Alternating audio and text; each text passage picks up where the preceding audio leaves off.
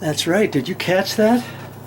I have not ripped this board yet, so I have to go back out there and rip this down to 7 1/16 inch so that it fits up in that cavity. Good catch. Okay, it fits really good. I pre-drilled some holes in there, and I already pre-fit that up in there, so I know it's going to fit. What I'm going to do is I'm going to take my construction adhesive, my liquid nails, let's see, I hate liquid nails. I use this for all kinds of stuff, and I want to make this really nice and tight. Okay, so I'm going to put some liquid nails on the back of this. I got to make sure I'm on the back side, and I am.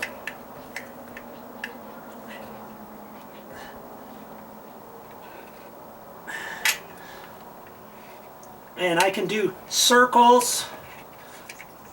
If you do circles, if you do a full circle with no air, as it's drying, the gas will help it suck right up to it. But hey, I'm going to have screws in it too, so I got to get that up in there, and then I got to be careful to get it up in there. Then I'm going to pre-drill the screw holes a little bit further in there. Ooh.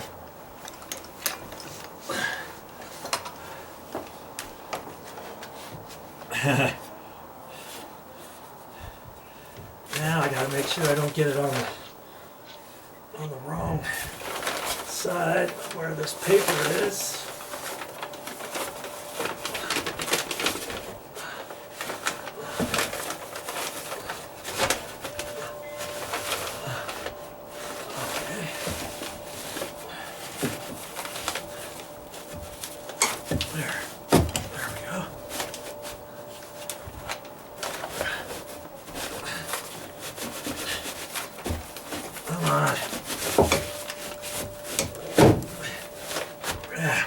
There it is, right like that.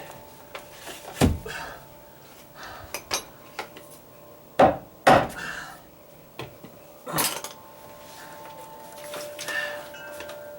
going to drill this up into the first one. I'm not sure if my screws would go all the way in there without pre-drilling this.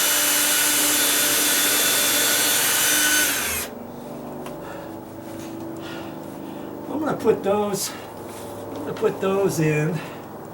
Let's see here.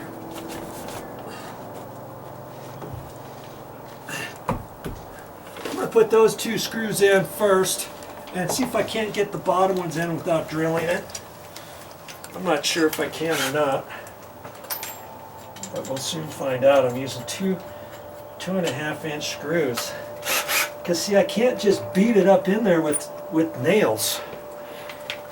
See, here's the same drywall screws, coarse threaded 2.5 inch.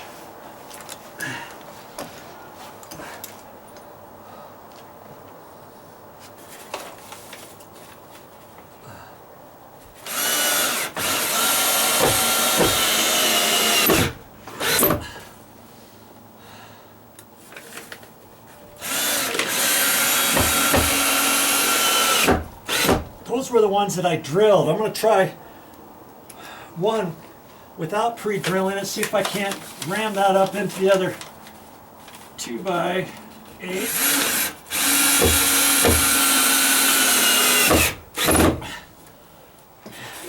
A little bit harder, but I got it.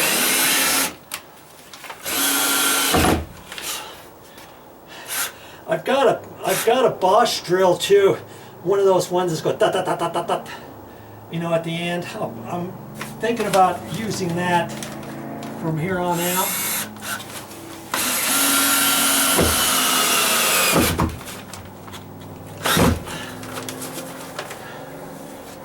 Okay.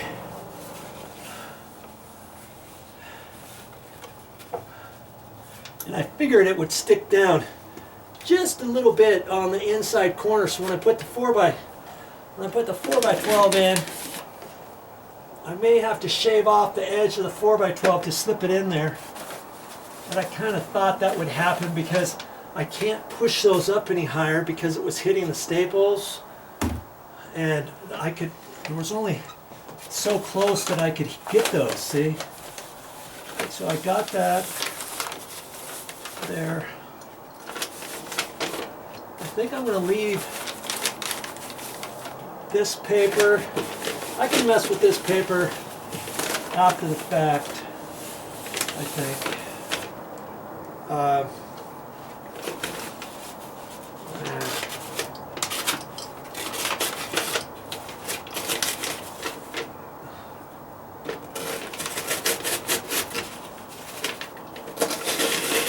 not going to cut all of it out just yet, just some of it.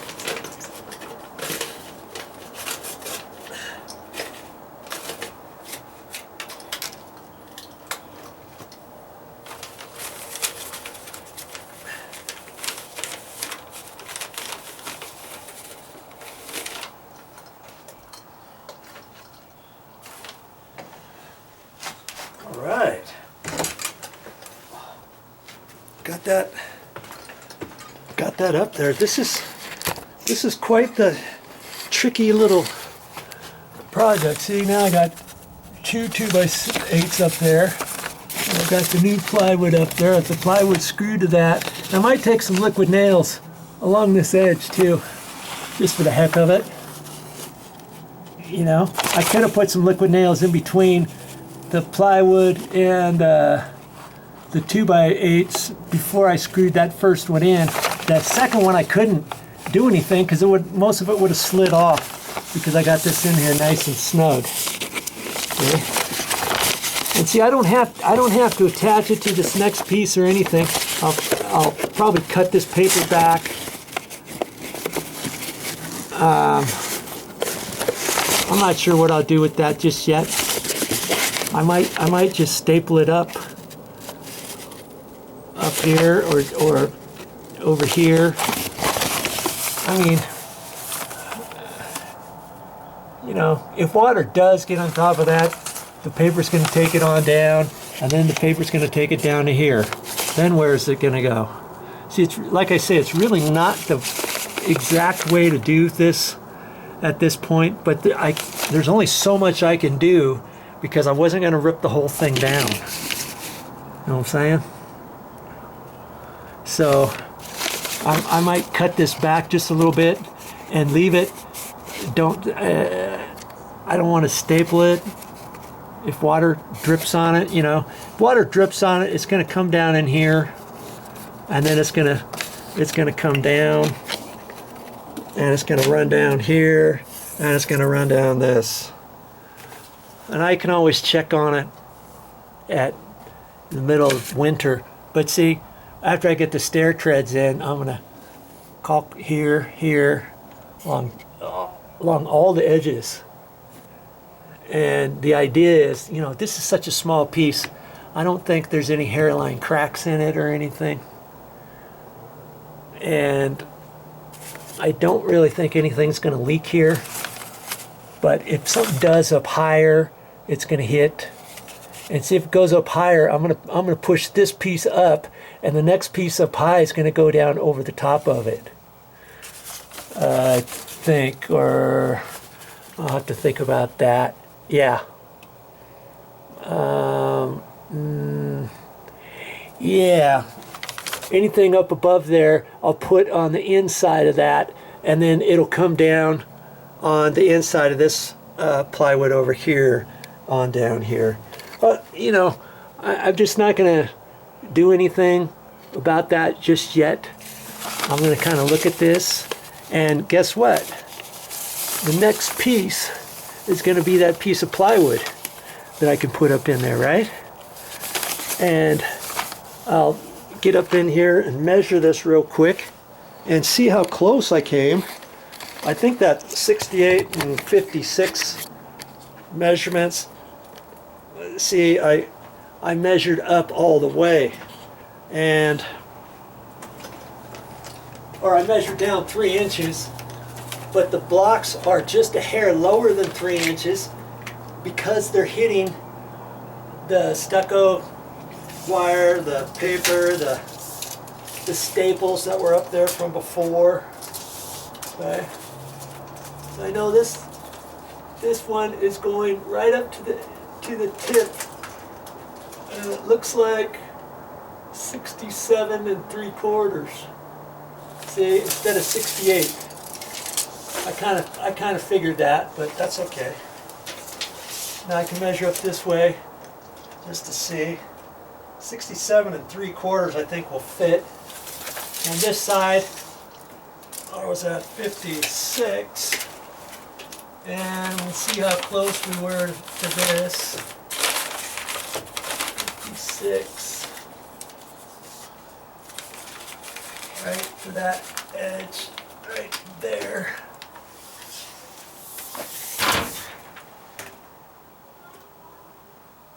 And that's close. That's a little shy of 56. We'll measure it this other way. Okay.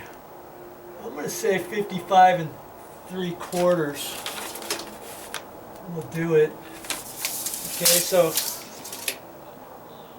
55 3/4 instead of 56.